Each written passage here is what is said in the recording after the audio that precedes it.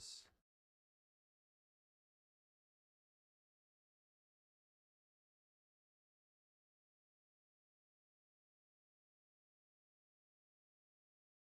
We're going to talk about a long-suffering saint today. That saint, I believe to be Joseph. I mean, you're all pretty much familiar with the life of Joseph. I mean, I'm probably the one that knows the least about Joseph here in this room. So y'all could probably teach me a lesson or two about this man. But I want to kind of go over some of the things that he endured. So we're going to turn to Genesis chapter 37.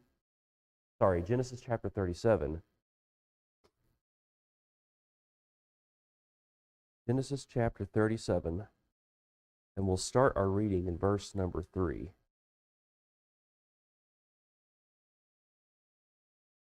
Joseph, he is the child that Rachel had. I believe the firstborn from Rachel that Israel had with her. I believe Jacob had he loved Rachel. He loved Rachel very much. And when he worked 7 years to get Rachel, he got Leah instead. Now, he had a lot of children with Leah. Eventually, the Lord blessed and gave Rachel a child. She actually gave him 2 children.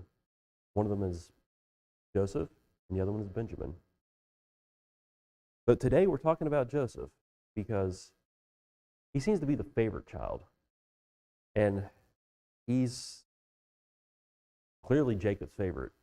At least he's well favored by his father. Genesis chapter 37, verse number 3 says this.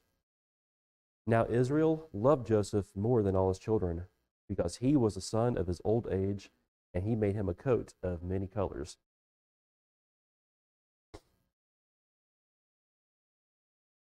So Joseph was the poster child, you could say, of Jacob's children. That's at least the interpretation I get. Anyone who's had a sibling before, or anyone who's dealt with a favorite child, you don't tend to like that kid very much, do you? Maybe you don't have any siblings, but maybe you have a coworker that is the favorite. You don't tend to like them that much, do you? Depends on how well you get along with them, but knowing that they're the favorite, nothing they can never do no wrong. The parents or the boss see them through rose-colored glasses. Anything they do, they can slap you in the face and they think, you're just being silly. Yet if you do the same thing, you get beat to death and get told, don't you ever do that again. So there's kind of a animosity you build if you're not careful toward the favorite child. And that's what happened here to Joseph's brothers. Verse number 4, and when his brethren saw that their father loved him more than all his brethren, they hated him and could not speak peaceably unto him. We've talked about hate before and how dangerous that can be in a Christian's life. Joseph's brothers here got to the point where they couldn't even talk to the guy peaceably. I mean, anytime they had a conversation, it always ended badly. Verse number 5 says, and Joseph dreamed a dream, and he told it his brethren, and they hated him yet the more. And he said unto them, hear, I pray you, this dream which I have dreamed. For behold, we were binding sheaves in the field, and lo, my sheaf arose, and also stood right. And behold, your sheaves stood round about, and made obeisance to my sheaf. And his brethren said unto him, shalt thou indeed reign over us? Or shalt thou indeed have dominion over us? And they hated him yet the more for his dreams and for his words. I mean, if you don't get along with your brother, it's even worse when they start telling you things, when they start proclaiming dominance over you. When I was a kid, me and my younger brother were always at odds. And I always saw myself as the one that always let him get his way. And I hated that. Not just because he was the baby of the family, it's just because I'm just a very, I don't know, you all probably know better than me. I'm just I'm a pushover when it comes to a lot of issues. If there's something that goes on, I'd rather just give in and just keep the peace if I could. And then I'd stew on it later and get mad about it. But when your brother is telling you stuff like this, that you're going to be a servant to him, that doesn't really sit well, especially from an older brother.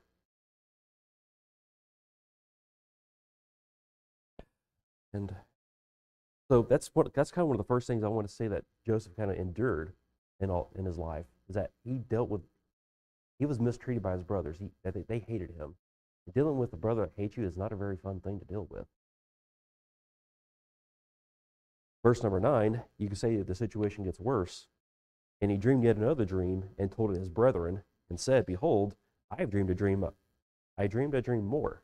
And behold, the sun and the moon and the 11 stars made obeisance to me.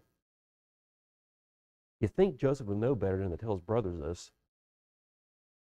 Verse number 10, and he told it to his father and to his brethren, and his father rebuked him and said unto him, What is this dream that thou hast dreamed? Shall I and thy mother and thy brethren indeed come to bow down ourselves to thee, to the earth? I think Jacob here was very wise in what he did to Joseph here, because I think if you're getting these dreams from the Lord, you got to be very careful how you're presenting it to others, because you kind of come off as arrogant. You can be very arrogant on how you in your presentation, and hopefully that's not. Hopefully, any presentation that we make here isn't of any arrogance at all. But we got to be careful with what the Lord tells us to do, because we don't want to misrepresent that. And I believe Jacob here did a fine job instructing his son to. I guess he didn't really tell him that you shouldn't be having these dreams, but I think for some reason he was right in rebuking him. I'll just say that. I don't quite understand it at all. Let's continue on to verse number 11. And his brethren envied him, but his father observed the saying. So clearly he thought there was something to this. He just didn't know what. There's something that he didn't understand, but he took note of what Joseph had told everybody.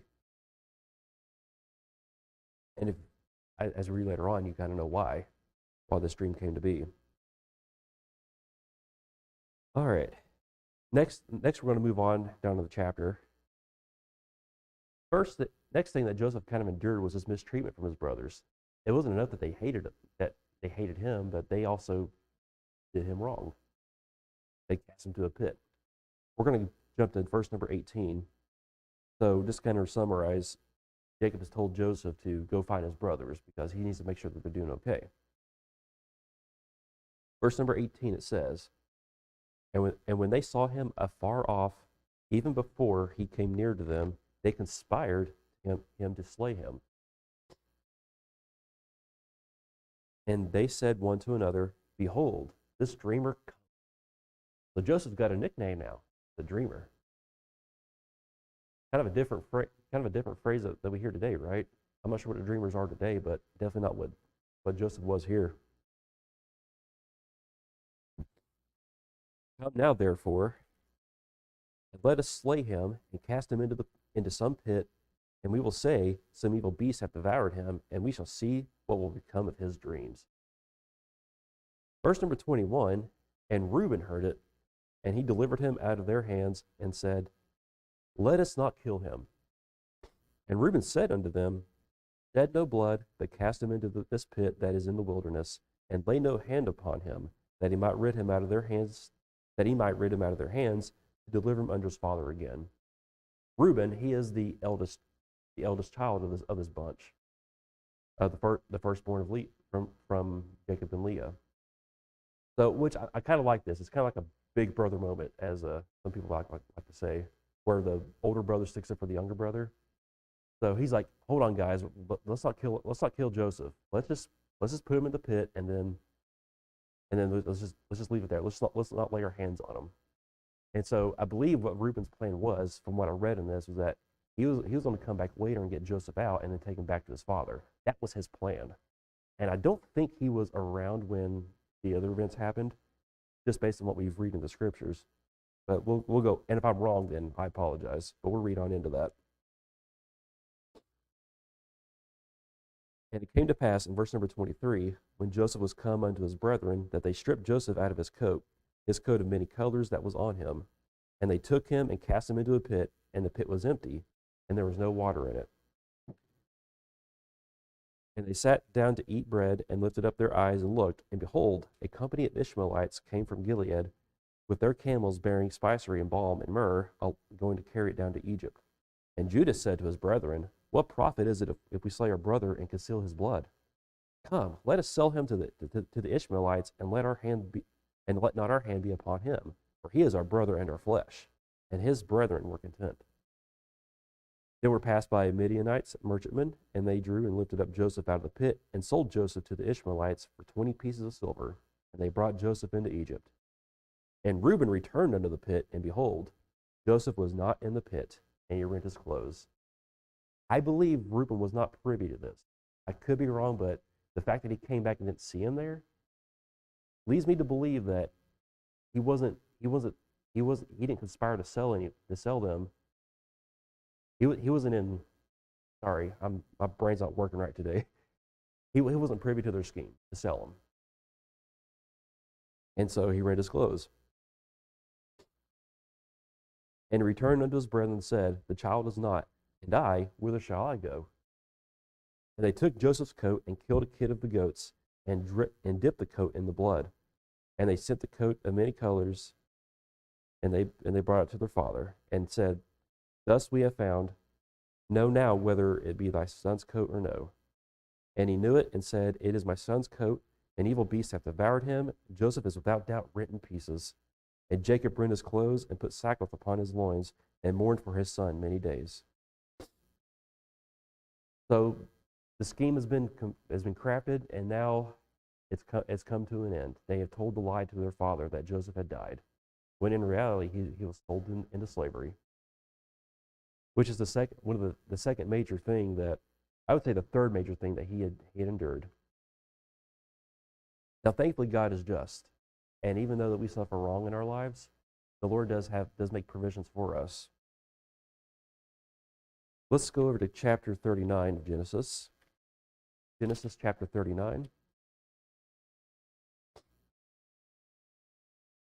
And the Bible states this, and Joseph was brought down to Egypt, and Potiphar, an officer of Pharaoh, captain of the guard, an Egyptian, brought him by the hands of the Ishmaelites, which had brought him down thither.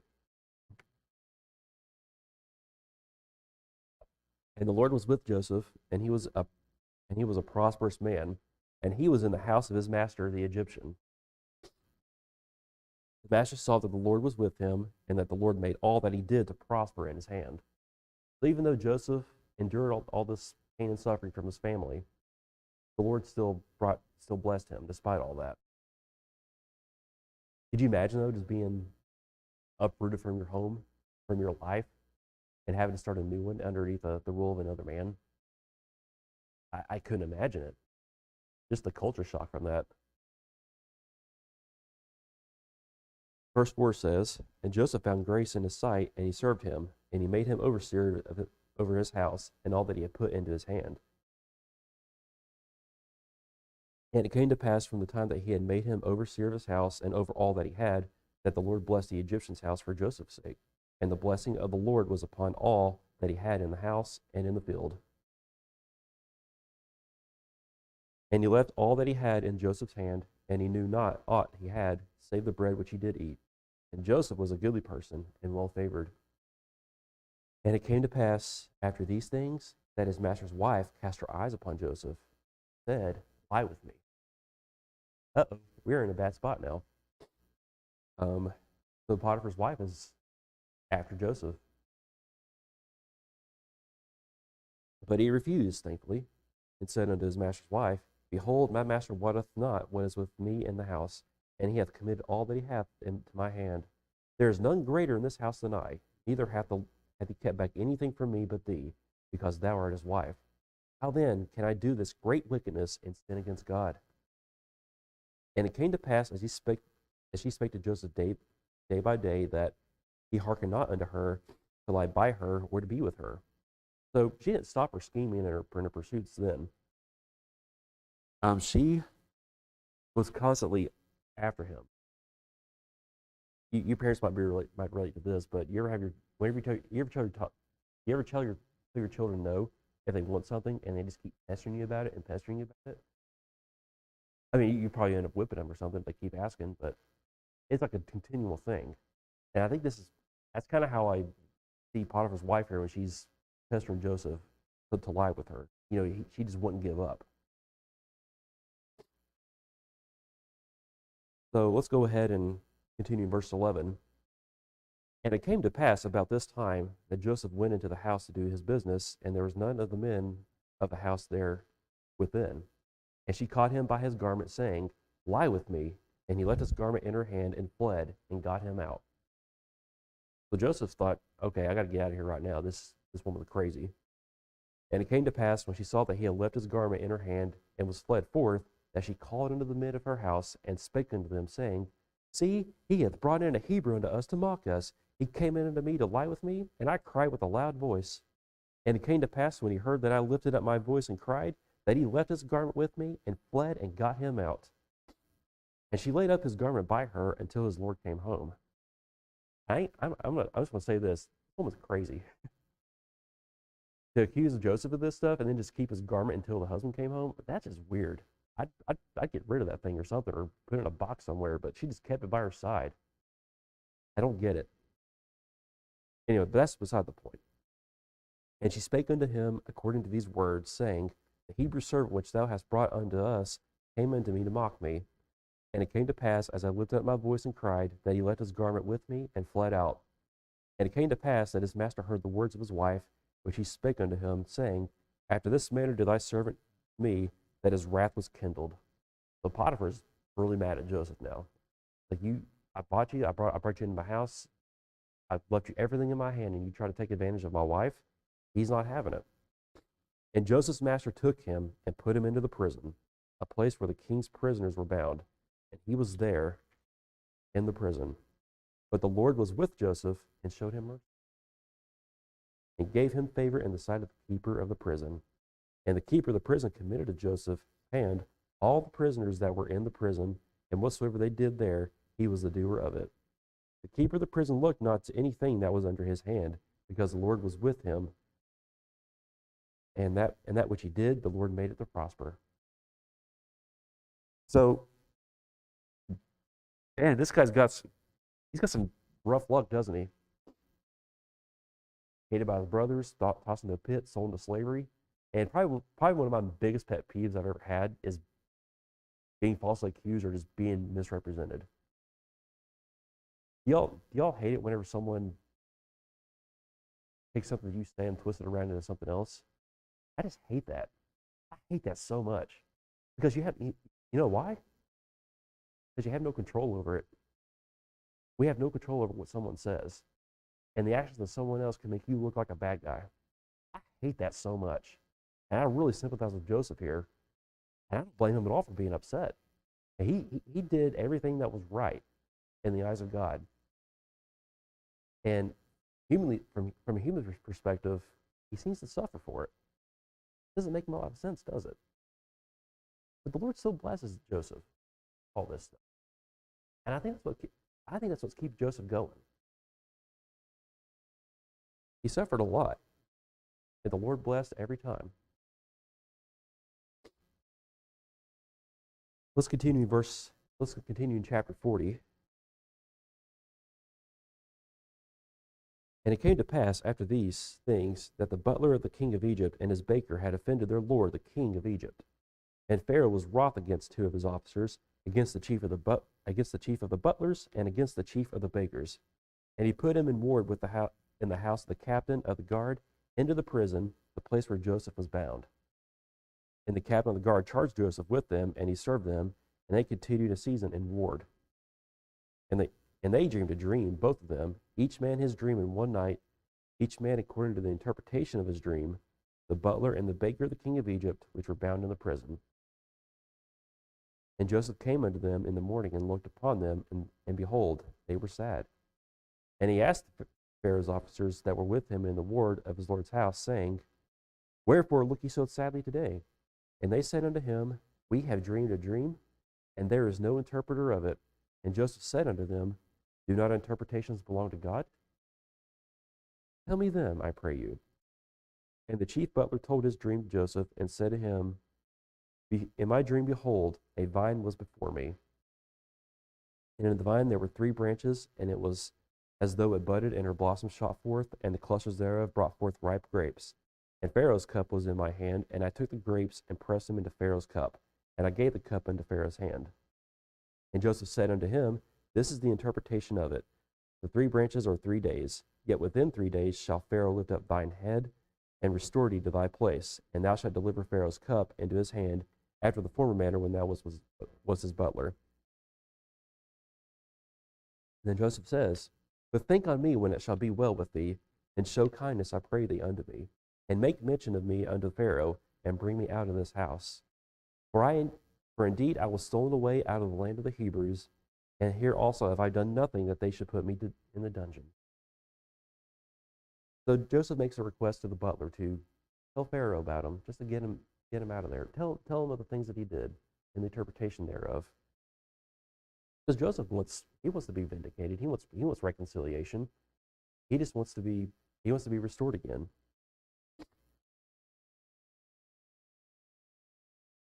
And so the chief baker also also asks Joseph to interpret his dream, which, for the sake of time, we won't get into that because it doesn't turn out well for him, and we're really just focusing on Joseph here. But essentially, the baker's dream is that his interpretation that he's going to die. The Pharaoh's going to hang. Verse 21, or verse number 20. And it came to pass the 3rd day, which was Pharaoh's birthday, that he made a feast unto all his servants, and he lifted up the head of the chief butler and of the chief baker among the servants. And he restored the chief butler into his butlership again, and he gave the cup into Pharaoh's hand. But he hanged the chief baker, as Joseph had interpreted to them. Yet did not the chief butler remember Joseph, but forgat him. This one's a little sad, because this isn't a deliberate thing, but it's probably just Joseph suffered just as much because of it. The butler forgot about him. How do y'all feel how does it feel to be forgotten? Raise your hand if you don't like being forgotten. Okay, good. A lot of you like to be forgotten. Good. I'm kidding. But it's awful feeling though. You make a request and then they just forget about it. So Joseph's stuck in prison again.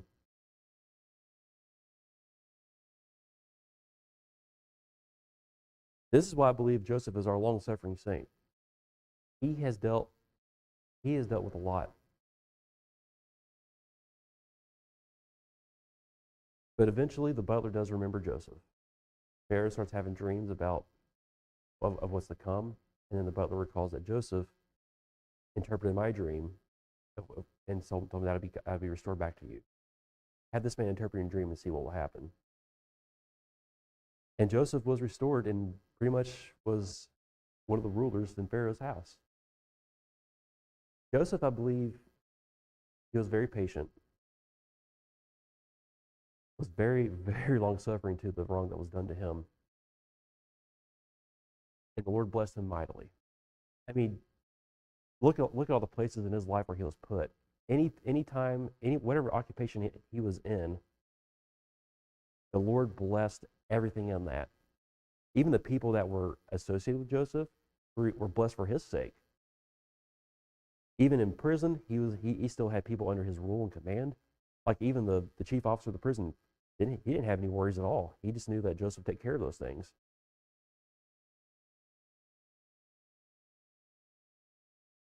A lot of times we don't get those blessings right off the bat, but those blessings do come. Eventually they do. Eventually, Joseph does meet his brothers once again. After all this, Joseph comforts them. Let's turn to Genesis chapter 45.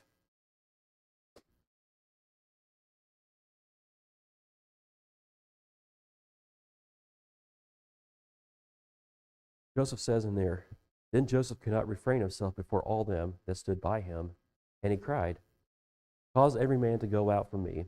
And there stood no man with him, while Joseph made himself known unto his brethren. And he wept aloud, and the Egyptians of the house of Pharaoh heard. And Joseph said unto his brethren, I am Joseph. Doth my father yet live? And his brethren could not answer him. They were troubled at his presence. I believe they were in disbelief. And Joseph said unto his brethren, Come near to me, I pray you. And they came near. And he said, I am Joseph, your brother, whom ye sold into Egypt. Now therefore be not grieved, nor angry with yourselves, that ye sold me hither. For God did send me before you to preserve life. For these 2 years hath the famine been in the land, and yet there are 5 years in the which there shall neither be earing nor harvest. God sent me before you to preserve you a posterity in the earth, and to save your lives by a great dilemma. This, I believe, was Joseph's initial dream that he told his brothers, that there would be a famine, that they would come to Joseph and give obeisance to him. They came to him for help, not knowing who he was. They came to this officer of Pharaoh's house and said, we need help. And who of all people but Joseph himself to be there to help them out? So Joseph's dreams came true, but not in the way that they thought. They thought that he would rule over them and, how in just silly childish terms that, oh, you're just going to be over us. But once life and experiences humble your mindset a little bit, you tend to submit yourselves to others for the sake of your lives. There was no pride or arrogance in this. They came to Joseph for help, not knowing that it was their brother.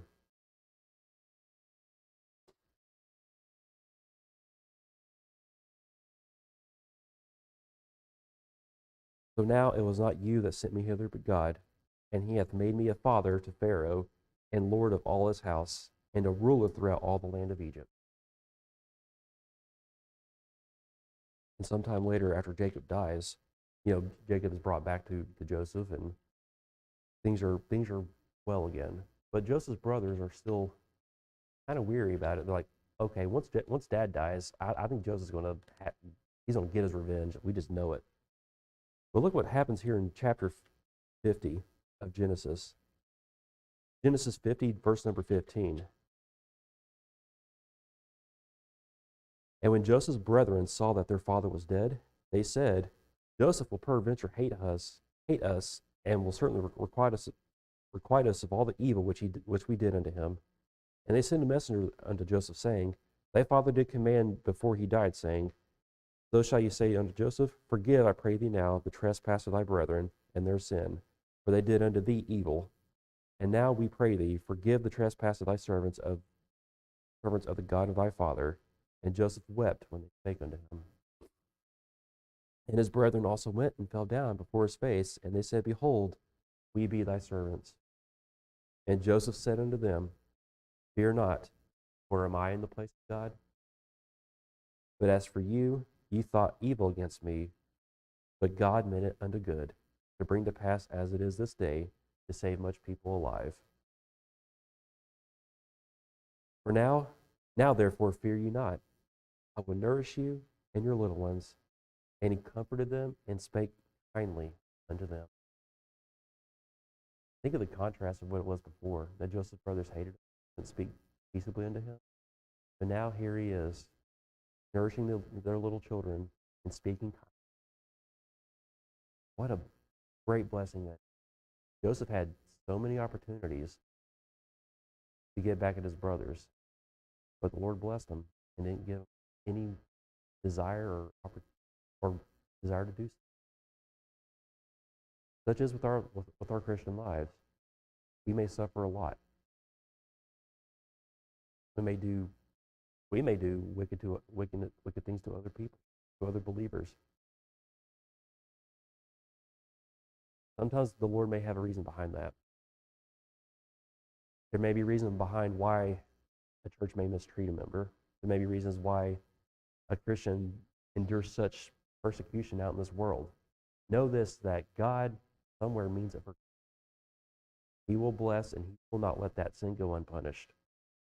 The Lord will take care of those things and will take care of the wrongdoers. But he's also very merciful. If the Lord is merciful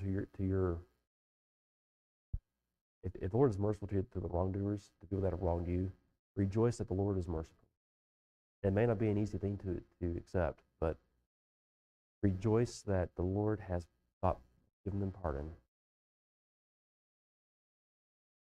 We'll share a couple more scriptures before we end our lesson today. Romans 8:28.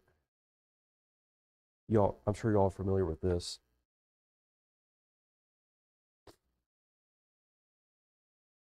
And we know that all things work together for good to them that love God, to them who are the called according to his purpose. For whom he did foreknow, he also did predestinate to be conformed to the image of his Son, that we might be the firstborn among many brethren. And the last scripture we'll read is 1 Peter chapter 2, verse number 18.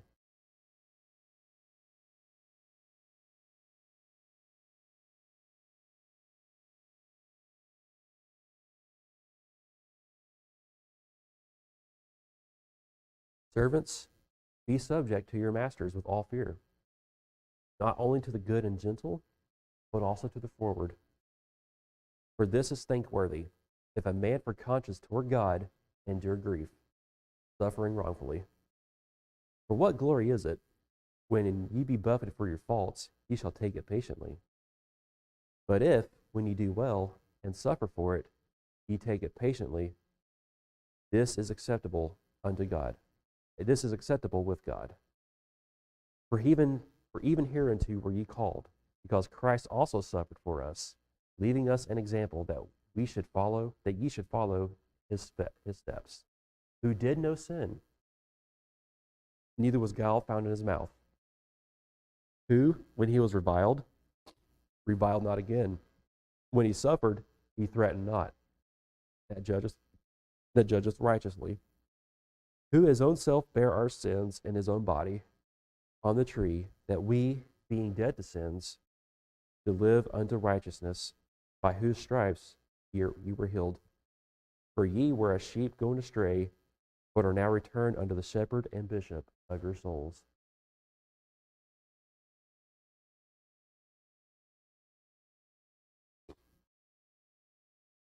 It wasn't just Joseph that suffered wrongfully. Think of Christ. Joseph is a sinner. I mean, let's make that clear. He was a sinner. He didn't do everything right. I don't know if any of the accounts alluded to his sin, but I don't think it does. But he is a sinner. There is no one on this earth that is perfect like Christ was. Christ, who was perfect, who had no sin, he suffered, he endured grief. He died for us. Yet he opened not his mouth to the evildoers. He had a purpose. He had a mission to save his people from their sin. We are to follow in the steps of Christ. No matter what wrong suffering we may endure, no matter what evil people bring upon us, our prayer and our hope should be that the Lord will be merciful to our enemies and to give us patience. And if at all possible, let's be makers toward, as the Bible says, as the Bible states. And if we can't, do them no harm. The Bible doesn't say to do them harm.